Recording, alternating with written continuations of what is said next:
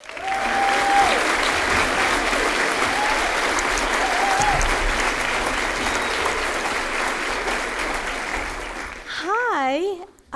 I thought this was a really cool thing for all of you, but then I just found out everyone else in the school has got the day off and you have to be here, so now I feel really guilty. Sorry about that. So my name is Scarlet Curtis. I'm a writer, activist, and proud feminist and curator of this book. I run a feminist collective called The Pink Protest, and we work throughout the year to campaign on feminist issues and try and change laws in the UK. So far, we've been part of campaigns to change 2 laws on feminism in the UK, including one law which got free menstrual products into every primary school and secondary school in Britain, which was something I was very proud of. Very cool. You don't need to clap for everything. I'm not Michelle Obama, and I feel very weird that she was the person that did this before us. Okay, put your hand up if you're a feminist. That's not bad, and there's quite a lot of boys. Very, very good. So I didn't know I was a feminist till I was 15, and I think most of you are older than that, so you're a bit behind me, but it's fine. I didn't know I was a feminist because I didn't know that I needed to be one, and I also didn't think I'd be allowed to wear makeup if I became one, and as you can see by my fake eyelashes, I really love makeup. I went to school just like my brothers. My mum had a job just like my dad. Feminism was something that I learned about in history classes and that I felt like I didn't really have to worry about anymore. Much like a rare breed of bird, I knew feminists still existed out there in the wild, but I also knew that I most definitely did not want to be one. For starters, it was the middle of the noughties, and in a world where Beyoncé existed, I couldn't fathom what on earth these feminists were fighting for. More importantly, my image of a feminist was entirely in opposition to every single priority that my 15-year-old brain possessed. Feminists didn't use makeup, which was my favourite hobby. They didn't shave their legs, which was my favourite form of exercise. They didn't like boys, which were my favourite type of human. And most importantly, they didn't wear pink, and pink was my favourite colour, as you can see by my trainers. Being a feminist would mean disposing of half my wardrobe, revealing my spotty skin and hairy legs to the world, and putting the end to the 20 daily MSN messages I sent to boys I had crushes on. So I most definitely wasn't going to be one. There's an amazing feminist called Audre Lorde who said, "Our feelings are our most genuine path to knowledge." Who said, "Our feelings are our most genuine path to knowledge," and maybe Norwich. My nosedive into feminism was fueled entirely by feelings. In the years since, it's developed and grown into something wordier and filled with thoughts and books and quotes, but at the beginning, my feminism was just a feeling, and that's something I really want to encourage to everyone in this room, girls and boys, that this isn't something that's academic or scary or about, learning stats. It's about something that's to do with emotions. When I was 14, I actually left school. I was misdiagnosed with an illness, I was in a lot of pain, and I was treated very badly by a group of men and a few women who I think would have treated me differently if I'd been a man. I was a teenage girl with dip-dyed blue hair, and I used to wear tutus to hospital appointments. I was very ill, and I was mistreated for much longer than even an irritating teenager deserves to be. I was silenced for a number of reasons that only now, nearly a decade on, I'm finally beginning to unpick. And I think it happened because I was young. I think it happened because I was emotionally complicated, but it also happened because I was a girl and because the person sitting next to me whenever I went to the doctors or whenever I went to hospital appointments was my mum. In the grand scheme of heinous acts committed by the patriarchy, what happened to me was very small. But it did happen, and it sparked a feeling inside of me that began to grow. My illness also meant that I spent 3 years of my life not in school, but in my bedroom with nothing much to do except read. So I began to read. I read Virginia Woolf and Gloria Steinem and Caitlin Moran, and I began to understand that what had happened to me wasn't just something that had happened to me. It took place in a collective movement of pain and people fighting to change that. I began to understand that gender equality was not, in fact, a thing of the past, but a far-off dream of the future, a dream that generations of women and men had been fighting for and continued to fight for every single day. Once I began to understand that, I also began to understand that the assumptions that I'd held about what it meant to be a feminist were also, in fact, a tool of the very system of hate that these women were trying to smash. The system of hate, which is also known as the patriarchy, which I think can sometimes be quite a hard word. I've been talking to a lot of boys about this recently because we hear the word patriarchy and we think that means men. But it doesn't. I think all that the patriarchy means is power, and that power can be perpetuated by women, can be perpetuated by men. It can hurt women, but it can also hurt men. The patriarchy had concocted an image of feminists precisely so that young women would be deterred from joining them, and so that young men would be deterred from joining them. The lies we've been told about feminism have been fed to hold us back from a movement that is actually for everyone. It's a movement that's more beautiful and more potentially powerful than we could ever have dreamed. I think so often when we talk about feminism, we talk about struggle and pain, and obviously that's a huge part of the fight towards gender equality. But the reason I'm a feminist and the reason I fight so hard to spread the feminist message is because in my life, nothing has brought me as deep a joy as feminism has. I spent a lot of my childhood in pain, in a wheelchair, very mentally ill, very isolated from the people around me, and finding feminism made me want to get better so I could be a part of this movement that was all about joining together with all the other people on this planet to make our world a better place for women and men. Feminism gave me confidence, it gave me my friends, it gave me a community. In a way, I like to say feminism is my form of self-help, and it has nothing really to do with the self. I don't actually believe human beings are as selfish as we like to make out. We do a lot of selfish things, but we also do a lot of amazing, seriously non-selfish things. We join movements that are advocating for the rights of others, we sign petitions, we stand on picket lines, and we meet in the living rooms and basements of each other's houses or in schoolrooms and come up with plans to change the law and change the world. This is what I discovered through feminism, and this is why I'm so desperate to make everyone in the world a feminist, whether they like it or not. I'm ridiculously excited to be here today. As you can tell by my accent, I'm actually a quarter Irish. And yeah, something I'm very proud of. Mostly because I have so much awe and respect for Irish people, and especially Irish women.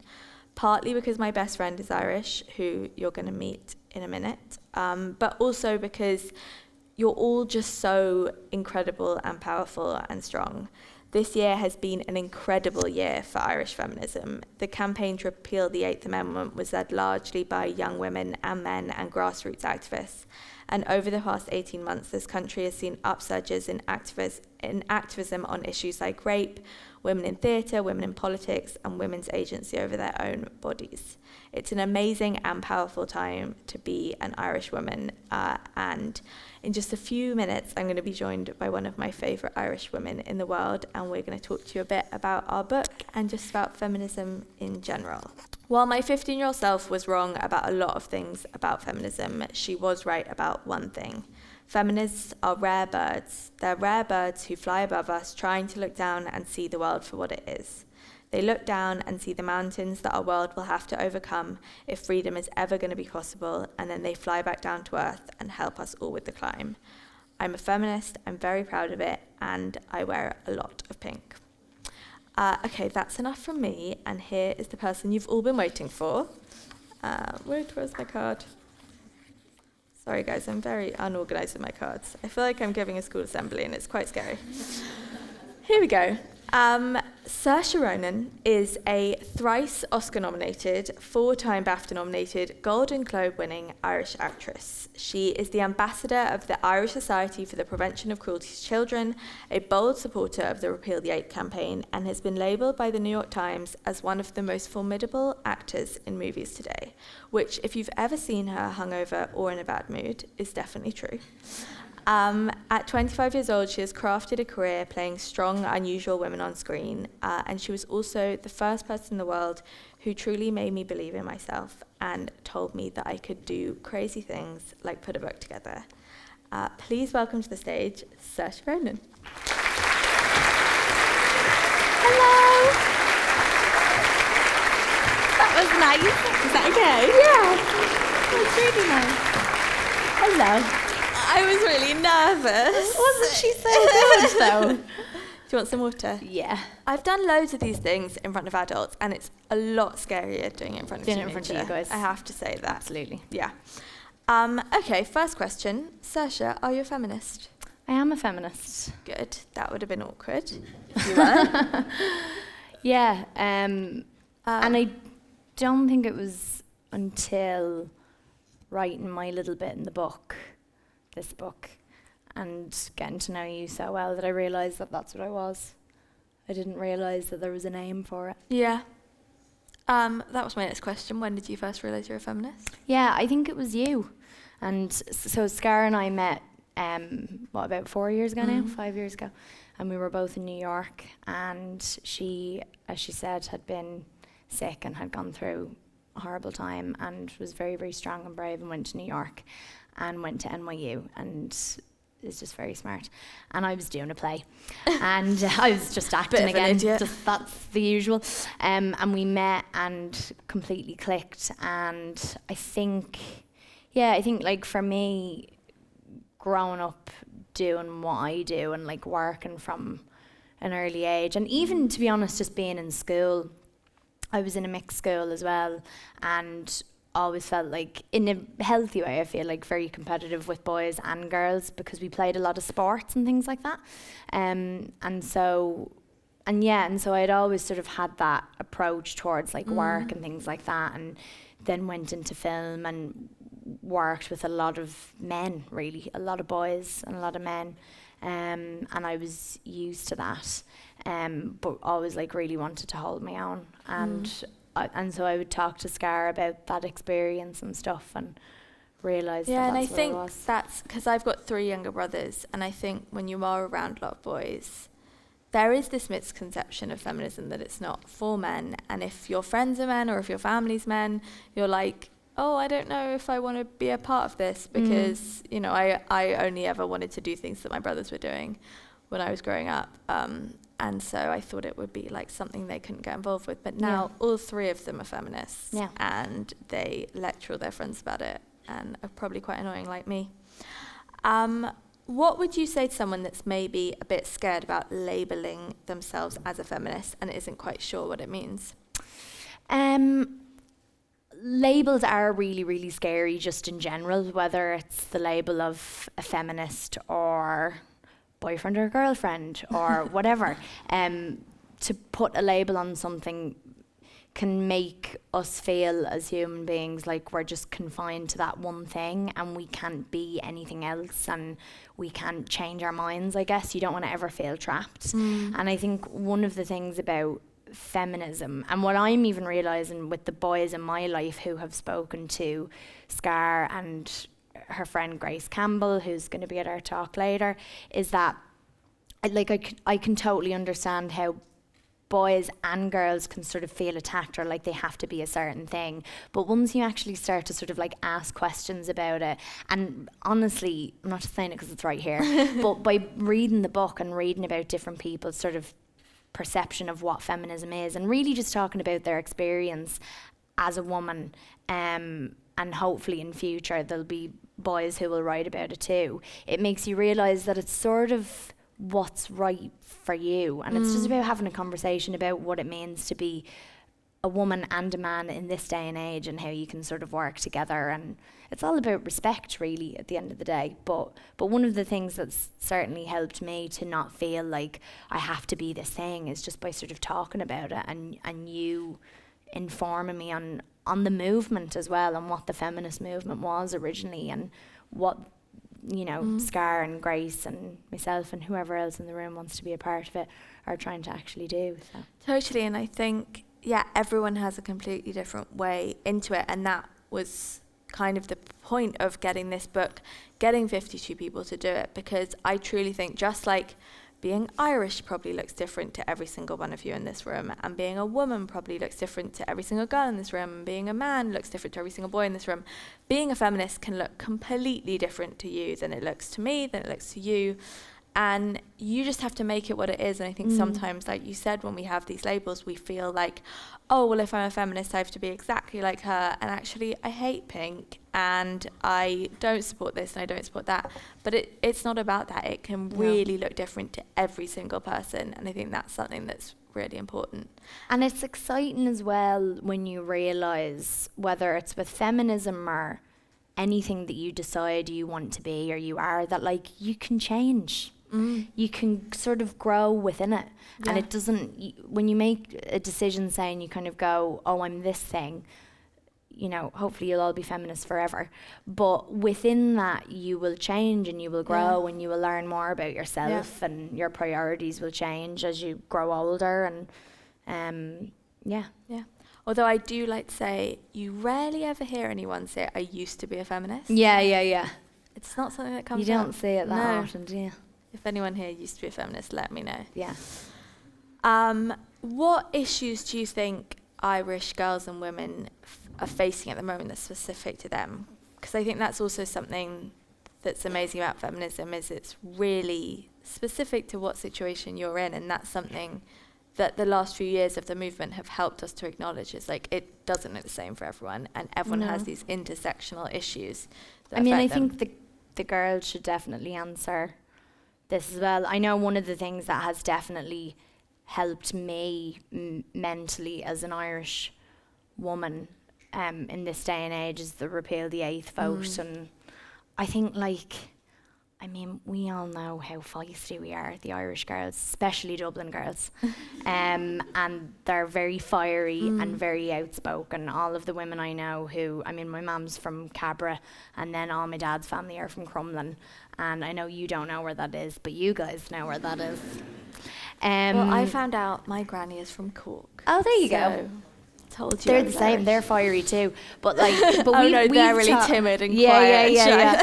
But we've talked about this before. That like, I think just with Irish people in general, like we're very colourful characters. And I think women in Ireland throughout the ages have put up with an awful lot. Yeah. They've had to put up with an awful lot through poverty and, you know, maybe men just sort of disappearing and leaving them with 12 kids to look after, and they've got 3 jobs that they've got to juggle. And so I think because of that, there's been this sort of fire that's come out, and it's been passed down to sort of different generations. And you can also be the quietest person in the room and still have this very strong sense of self or identity, and that's something that I've definitely noticed in the women in my life in Ireland. And I think with something like Repeal the 8th, that just sort of solidified that. Yeah. And it sort of, I felt like it gave us, it sort of opened the door and went like, oh, okay, all of the things that we've felt and all of the things that we've sort of talked about in private, we're actually going to do this in the open air now, you know. Yeah, and I think it's a really incredible time because I am really obsessed with Irish women. I wasn't just saying that because of being here. I actually am. Because we make the best cups of tea as well. You make the best cups of tea and you have the best crisps, but also I think it's a very interesting dichotomy with Irish women because you are so strong and you have so much fire and so much resilience, but also in a lot of ways the laws here that affect women are quite behind. And I think we're in this moment where the two are kind of catching up with each other, and it's a really exciting time to watch because the Repeal the 8th movement was fueled with so much power and was like this absolute model, incredible grassroots feminist movement. And that's because you're all kind of natural born feminists, I would say. I'm not a very natural born feminist. I'm very shy, I'm very quiet, and as you can see, I get very confused when I'm reading off the cards. But I'm more, quiet, and I'm not very confrontational. And something you were saying is I think you can definitely be a feminist and not be confrontational. But I think Irish women in particular are kind of already formed feminists. Yeah. I think there can be misconceptions about feminism that it's not for men. How do you think we make sure feminism is for everyone and that boys can get involved? So you've helped me an awful lot with this again, because any of the guys in my life who have been a bit like, feminism's stupid and I'm not a feminist and I'll never be a feminist and it's just for girls, and it's sort of, I get how it would feel. I get, because of them and because of talking to them, it's actually helped me to realise that like boys can feel attacked. And we've talked about the word patriarchy and how it can have that negative connotation, and sort of course you would think that like, oh, so that's about men then. Yeah. And I think whenever I've sort of dealt with a boy who's gone at it in a sort of way where they don't quite know whether they are or not, or they're, to me, they seem to be attacking it, I get too defensive about it. And I get a bit like, well, what do you mean you're not a feminist?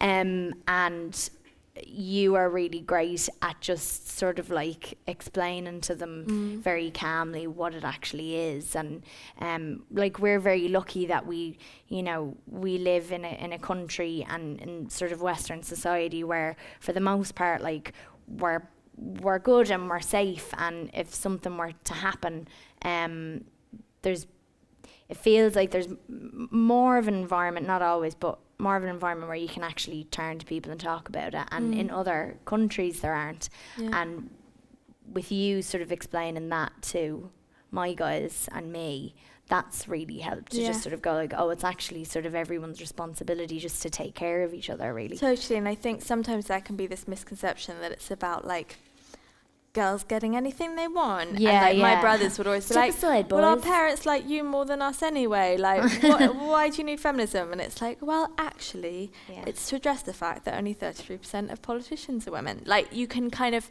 I like bringing out a stat or two and showing it's not about, like me getting more presents at Christmas than my brothers. Well, it is kind of about that. But it's about these real solid things and these laws. And I think that's something men should want as well, because it's their friends and it's their sisters and their mums and their daughters. And there is, like, I don't know if any of you have watched the new Avengers film that's out.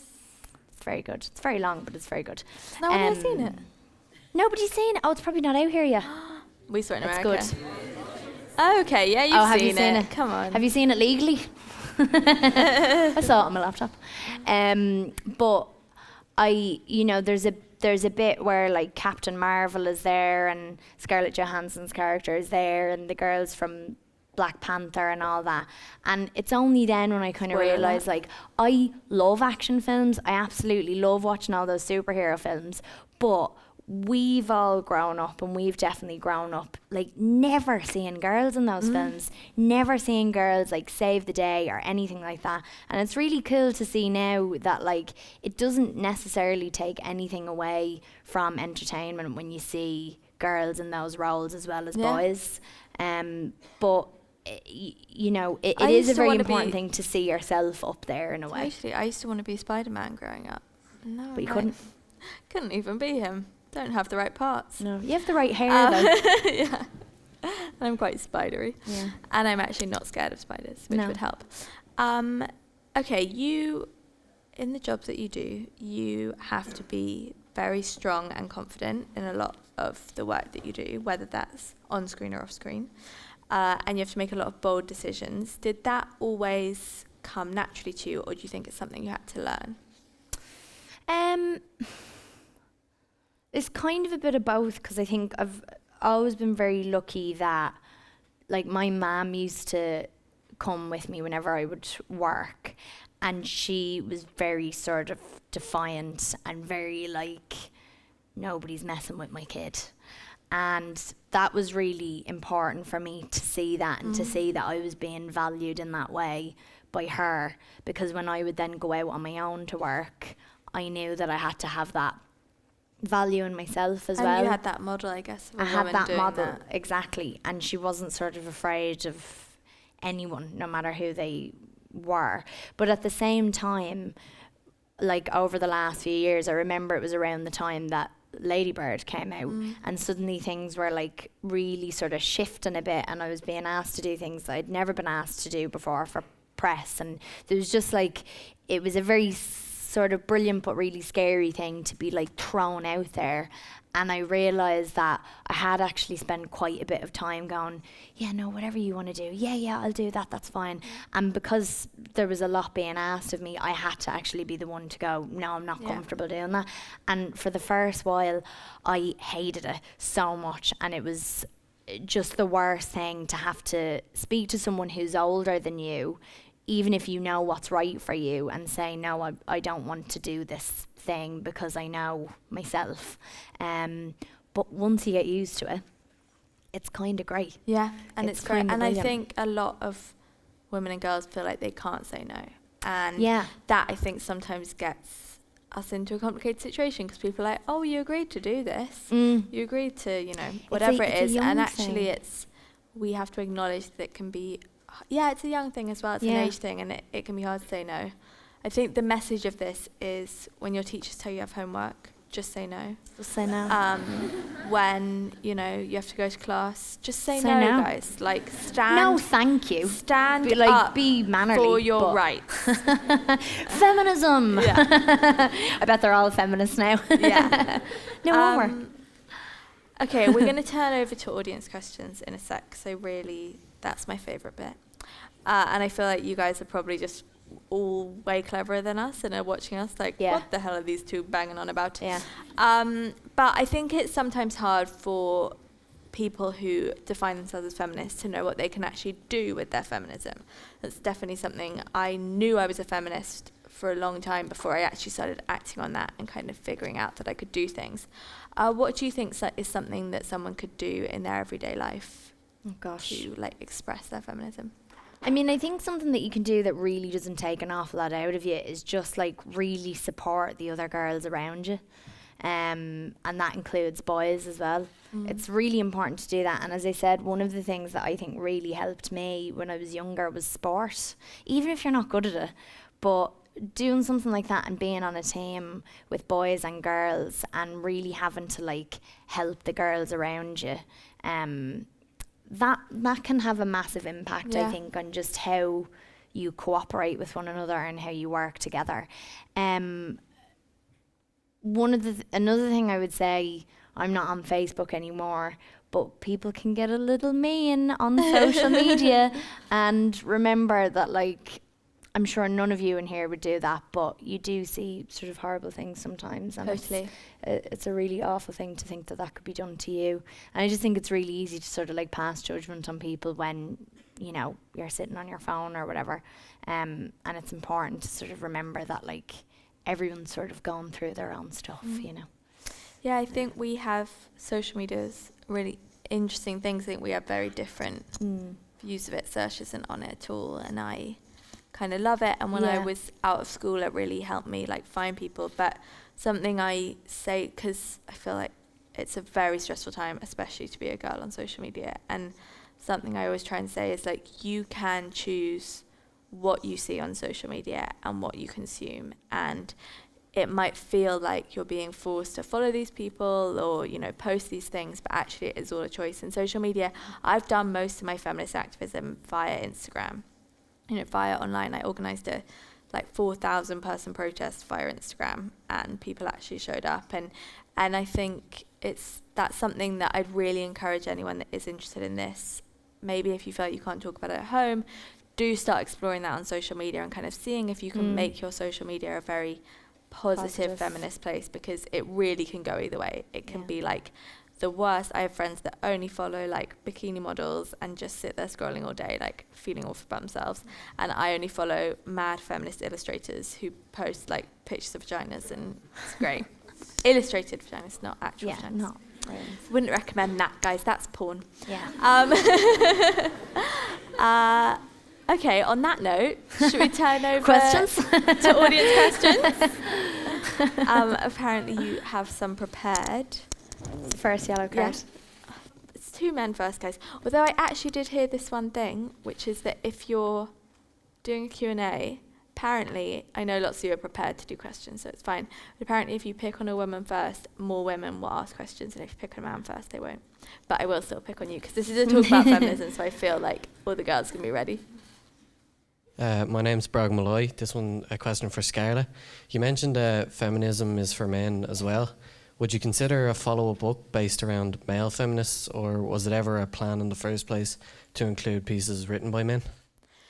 Completely. I think it really is something for men as well, and I think that was definitely something we thought about. I think when we were putting this book together, when we started doing it, the idea was that it was for young girls to explore what different kinds of feminism there could be. And I think feminism is for men as well, but it is a movement defined by women, which is kind of why we wanted to keep it as women. To be honest, I think I didn't really expect as many people would be interested in the book as they were, and I feel I've actually learned a lot since the book came out about talking to men about feminism and about kind of these different ways that men feel about feminism, that maybe the feminist movement has done things in the past that has made them feel excluded. And so it's definitely something I'm thinking about a lot, and I think we would really think about putting together a book with men and women.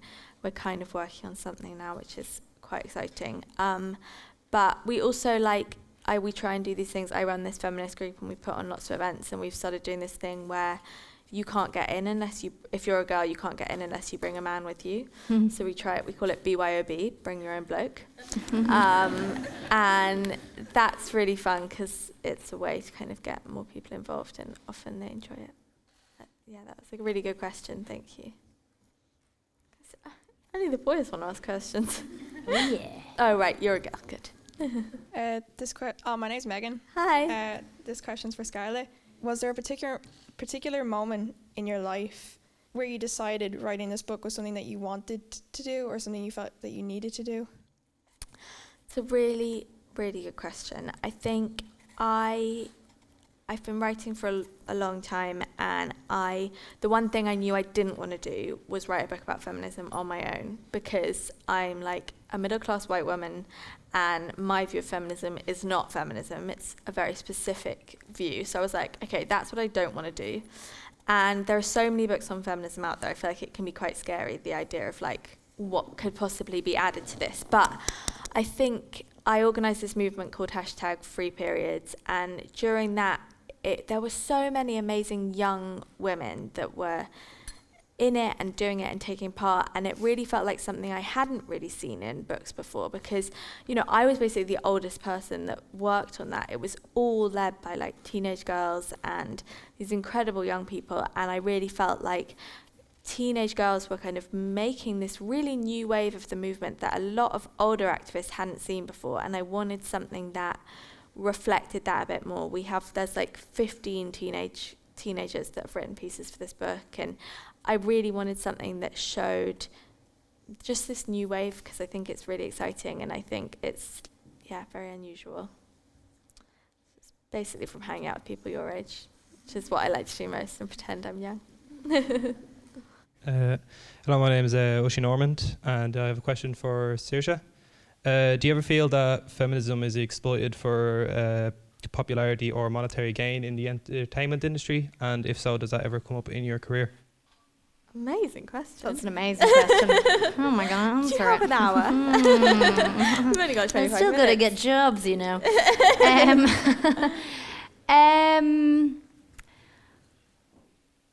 I would like to think it's not being exploited. I mean, I think one of the things, again, that Scar's talked about with anxiety is that that's something that has become quite popular to talk about.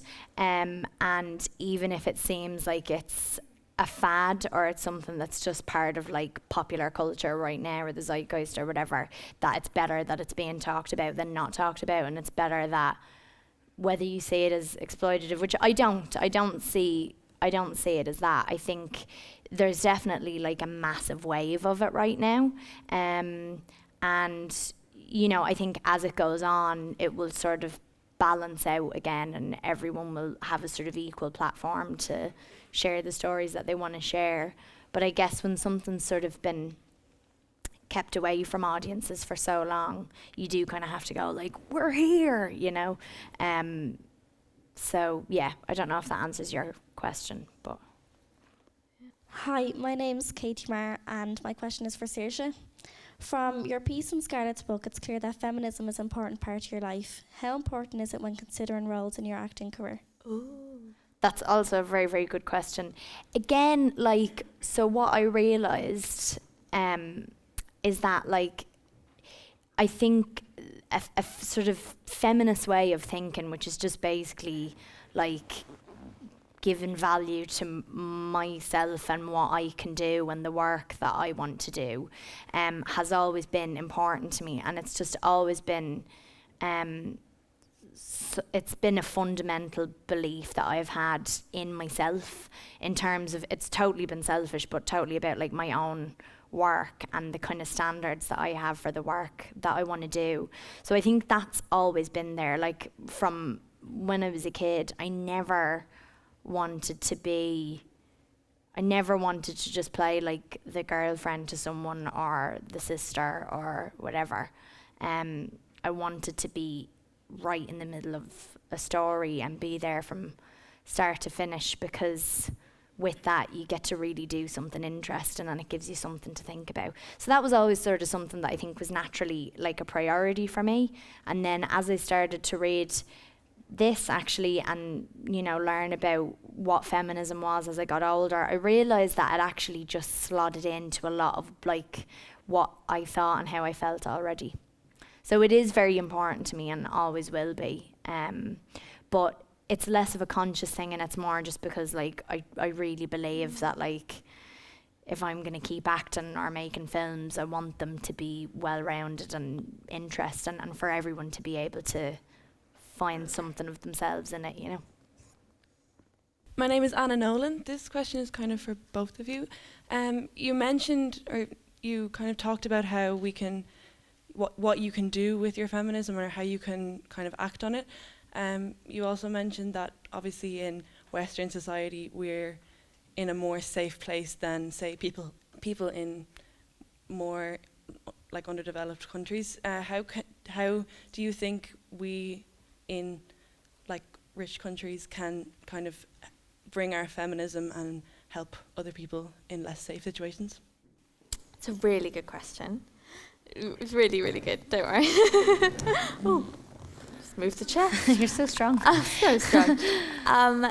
Something I think about a lot. I think something that's really interesting and has been a big part of my life for the last few years is actually realizing like the issues in my own community and own country that needed to be worked on. You know, when we were doing the campaign about periods, it started because this charity was raising money to send tampons and pads to Kenya for this village that didn't have any, and then all these girls from Leeds in the UK started getting in touch with them and being like, we can't afford them either, like, can you send them to us too as well? And then it was the first time they did research on it, and they found out 1 in 4 girls in the UK can't afford menstrual products. So that was something where it's like, I would never have thought that happened in the country I lived in, and it was a huge issue. And so I think sometimes looking into the things that are going on in your own area can be good, but also like it can sometimes feel really overwhelming, and like you have to start your own thing or do all this research. But actually there are so many incredible charities and activists that are already out there, and if you find an issue that you care about, do a bit of Googling online, you'll find a charity or an organisation that is doing that work wherever you care about, you know, whether it's in India or a country in Africa or anywhere in the world. There will be, like, I can almost guarantee there'll be someone that's dedicated their lives to helping that, and they always need help and they always need support. So sometimes it's just about, I think a really good way to begin your feminist journey is to just find an organisation you care about and support that. And that can just be something you do as like a hobby almost. Would you agree? Yeah. Good. Anyone else? My name is Nathan, and my question is for the both of you. The book features many extraordinary women who have contributed greatly to the feminist movement, such as Emma Watson and her work with the UN, and Jamila Jamil and her I Weigh campaign. My question is, how can an ordinary individual who does not have access to such resources as an audience practice and uphold the ideals of feminism in their daily lives? Okay, Really good question. Another Sorry, fantastic guys, question. I like chatting. Really, really, really good question. And I think that is definitely something that kind of ties to the other question, but it's like we see all these women with huge audiences doing this stuff, and we're like, oh my God, what do I do? One thing is what I just said, which is like any feminist, any activist group, any charity, any organisation, they need people. They don't need people with big audiences. They don't need people with huge followings. They need people who just want to help and do the work. So that can be a really good first step. And another thing that I really believe is social media. Like, most people in this room probably have around 100 followers on social media in total. Like, I think that's not like a huge stretch. And even if you only have 50 people following you on Instagram, say, that is 50 people that are looking at what you're doing and listening to what you're saying. That's like a huge amount. If you were in a room of 50 people and you were making a speech, you'd be making a really big difference. And in all the activism work I've done, it's actually not the people with these huge followings that can make the most difference. It's individual people that are posting and talking to their friends and their families and their peers that you actually listen to. I listen to my friends online far more than I listen to like some kind of uber glamorous Hollywood celebrity that I follow, because those are the people that get it. And so, you know, if you, as like a young boy, were to post something about feminism online, I think that would be hugely impactful, because the people who are actually following you, you're the person that's probably going to change their minds more than someone that's a bit anonymous who you don't really know. So I think people often like feel like if they don't have all the followers in the world or all the, you know, impact in the world, they can't make a difference, but you really can. And especially if you do it and then 50 people like you do it, that's, you know, 5,000 people or something. One of the things that I also think, I don't even know if it's necessarily helping other people, but maybe just you, is to like ask your mum or your sister or your aunties or your friends just about different experiences they've had. Because sometimes even we don't talk about it unless somebody starts the conversation. And I know even for me, like when I started getting older, it made me, it still does, it makes me feel so much better to know what other people have gone through and to realise that it is actually quite similar to anything I've gone through. So that might be a good thing as well, to just like, if you're sitting with your mum at the, you know, breakfast table, just like, what was it like when you had me, or you know, when you were young or whatever, because I think it can just make it personal for you as well. And I think often a reason sometimes boys are like, why do we need feminism, is just because the girls in your life haven't told you some of the stuff they've been through. And so you're so right, if you just ask, you might be like, oh, that's why we need it. Oh, sorry. Hope you're okay. I know. Don't worry. Move on. It's a really good question, though. Anyone else? Oh, really good questions. Yeah. Hi, my name's Killian Ross. My question for the both of you is, have you experienced inequality in your career? And if so, how did you overcome it? How do we experience equality? Inequality, sorry. I mean, I'm more aware of it now. I will say that, like, for me, in my work, like, I've been very, very lucky that I've been around a lot of grown-ups, men and women who were just, like, very supportive and encouraged me to actually speak and ask questions and things like that. But I have noticed, even with a couple of things that I've been on recently, I've worked with a couple of people that are incredibly chauvinistic, and you know, you could be on a film set every single day and know a story inside and out, and you'll go to ask a question or discuss the next camera setup or something like that with the director, and the cinematographer could just talk over you and won't stop talking until you go, sorry, I was just in the middle of a and it's only happened like a handful of times, but it does happen, and it is kind of like a bit mind-blowing when it does, when you've been working with these people. Generally everyone's wonderful, but every now and again you do get a bit of that, and it's times like that where I go, I know this doesn't happen for the boys on set, you know.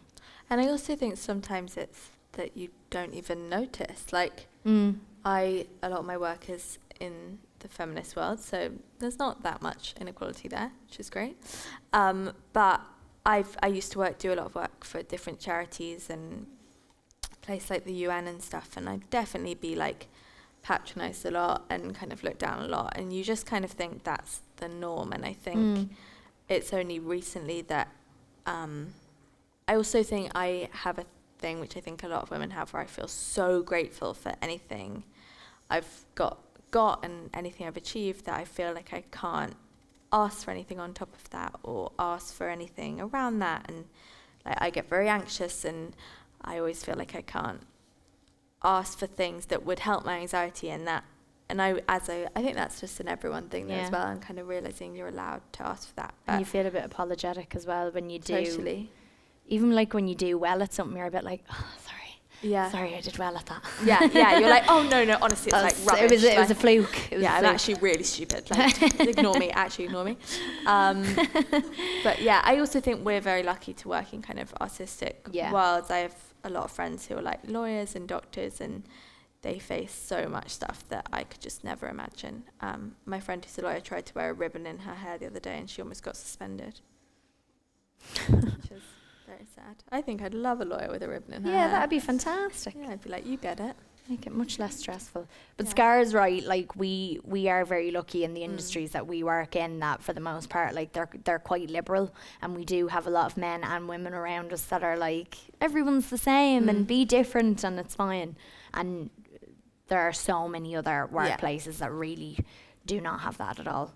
So I think even for us to see it every now and again, I can't imagine what it's like for people every single day, because we're sort of like, oh, I can't believe that. Exactly, and I think that's why a lot of what we've heard in the news recently is like people in Hollywood talking about it more, and that's because it is more exceptional, whereas in some industries it's just a given that there's so much inequality you wouldn't even call it out. I think that's what like the next phase of this Me Too movement. Because with that, you've also got a lot of people who are very used to talking, and they're confident and they're good at public speaking and all that, and that can be a bit intimidating as well, when the likes of, you know, me and other actors and singers and all the rest of it are like, this is how I feel, which is amazing. But you know, I guess the next thing, as Scar says, is to like actually speak to people who maybe aren't used to like getting up on a stage and doing this, you know. And also who, like, if they do speak about it, often when people speak up, unfortunately, like, their job's at risk, or they just get fired. And I think that's something we all need to be more aware of as well. Anyone else? I love your yellow cards. Although we were saying someone could just like fake a yellow card and ask a really scary question. My name is Kira Sheridan, and my question is for Saoirse. So I was asking, do you feel that you have witnessed more inequality in the movie industry, and Hollywood in particular, than there would be in another career or industry? And have you witnessed, or have you any personal experience with inequality? I don't think I've experienced more inequality in my industry. There, as I said, there's been some, and there's moments where I'll go like, that's not okay, and it's very frustrating when that happens. But I think, as we said, there's so many other sort of lines of work where women are experiencing that, and men experience sexism all the time. So not as much. But yeah, I think like talking over you, I'm not really into that. I'm not into people doing that. When someone calls you like a little lady or angel, not into that either. So yeah, there's things like that. But something else I see in what you do is just like how long it takes you to get ready for something compared to how long it takes a man. yeah, She when she's not on the show, she never wears makeup or fancy clothes, and I'm just covering up my spots now. But I think that's something that is just such, we all expect that. We expect women to go out in stupid high heels and dresses, and men to go out in suits that's taken them 10 minutes to put on. But I did have to get like a special plaster for my toe only today in the chemist, because my feet are so sore from wearing heels over the last few days, which I never usually wear.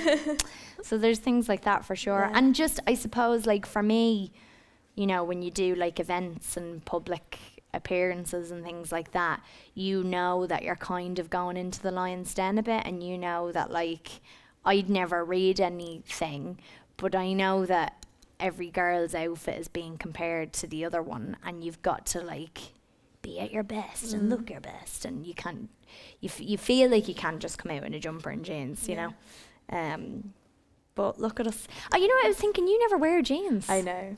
This is a big thing deal, for Scarlett to be guys. wearing jeans. I want to seem like cool and down with the kids.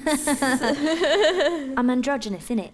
Yeah. I'm hip, guys. Have you heard about these things? Jeans. Gender is not important. Anyone else? Oh, so many people. There are so many yellow cards. Yeah. Could you at the front? Yeah. Hi, I'm Emma. My question's probably just a little more basic, but what was the most important thing you learned when making the book about feminism? Really good question. I think one of the really big things I learned is like, and this is why it feels a bit weird coming to this talk, is because whenever I talk to teenage feminist activists or like have worked with them or the ones we asked to do the book, I was writing the book, I was like, you know, it'll be really nice, like I'll ask this kind of 16-year-old to write in the book and like it'll be this really good opportunity for her. And then they all wrote these pieces that were like so much more intelligent than any of the adults' pieces, so much more like fiery and kind of just understanding feminism in this really natural way that I think a lot of older women had to teach themselves, whereas all these young girls that were writing for the book, it was just like in their blood, and that was something that was really amazing.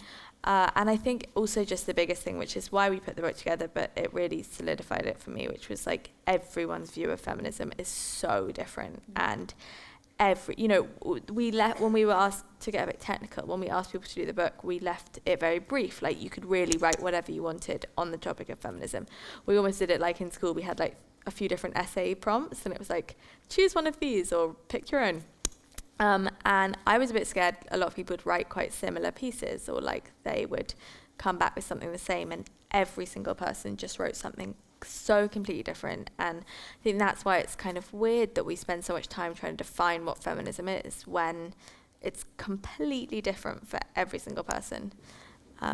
Yeah, so that was probably the two biggest things. Good question. I think this boy said stand up for a while. Hi, my name's Adam. I kind of have a friend group outside the school who, I wouldn't say backwards, but they're more conservative in their views.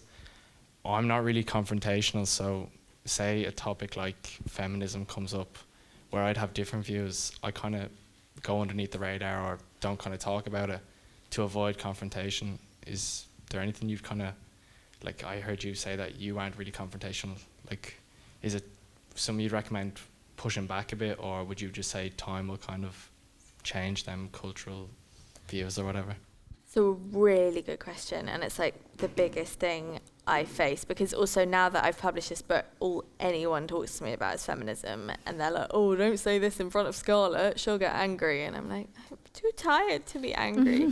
I have two things. One is, if you don't feel like it, you don't have to. Like, I think sometimes we can feel this huge pressure to, like, if you hear someone say something that you don't agree with, you have to act on it. And actually, if you're feeling shy, or if you're feeling tired, or if you're feeling like they're never going to change their minds, don't waste that emotional energy, like having this fight with someone who's never going to change their mind. I think that's something really important, is like, don't feel you have to.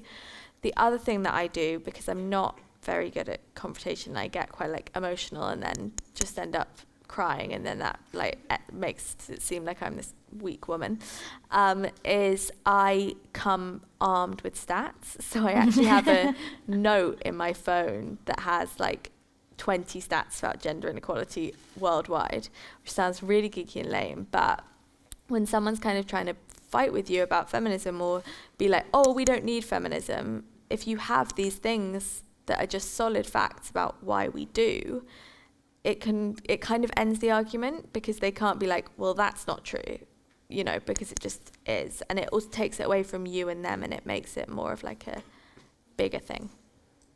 What would you say? You get very like heated. I get heated because I don't know as much about it. Whereas I think... You need the note in your phone. I think I need the note in my phone. Yeah. I didn't know you did that. I'll send it to you. I'll text it. That's why you're so impressive. One of the things that sometimes can help as well, if you can do it in a way that isn't confrontational, is to ask them like why they feel that way and why it is they think that we don't need it, and to actually sort of encourage them to think about what their reasoning is, because of course we do.